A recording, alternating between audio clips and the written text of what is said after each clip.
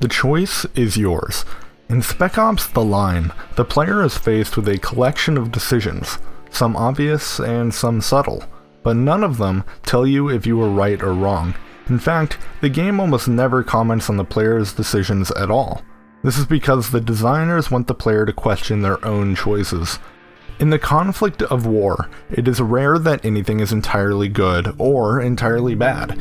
It's always somewhere in the middle, and since every player is different, their interpretation of a situation will also be different. By understanding this, the developers were able to create an environment where the player asks themselves, "Am I the bad guy?" rather than the game telling them. This is in tune with Captain Walker, who also starts to question his morality. Now, early in the story, the game throws a civilian at you in the middle of a firefight. Whether or not to shoot her seems irrelevant. Lots of games let you shoot civilians without any impact, and to be honest, you'll probably forget it even happened, but that's just it. The game evolves from a simple shooter to a full-blown tragedy over the course of a few hours.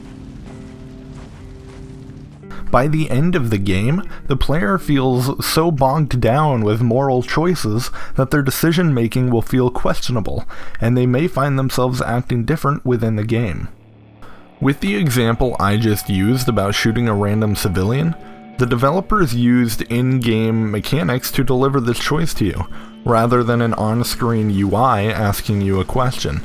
The designers did this for every choice put into the game. This allows the decisions to go undetected as a moral test. In a game like BioShock, they literally ask you if you want to be the good guy or the bad guy, and that worked for them. But in The Line, the player isn't supposed to know that the story is morally driven until much later. You okay? Do I look okay to you? They are also able to create a higher level of immersion. Late in the game, the player is placed in a threatening situation, without being told what their options are. They may open fire on the crowd of people, genuinely believing that that was their only choice. While you still can. So why is that great? Well, because Captain Walker is exhausted. He just lost a squad mate and he's being rushed to make a life or death decision. He may not have understood all of his options either. By using the in-game mechanics, the designers forced the player to feel what Walker feels, and act as a mentally drained person might. By this point in the game, Walker is breathing heavy, his clothes are torn, he's swearing. You can tell the man has been through a lot. Early on, everything is by the book. He is a respected soldier, and he acts like one.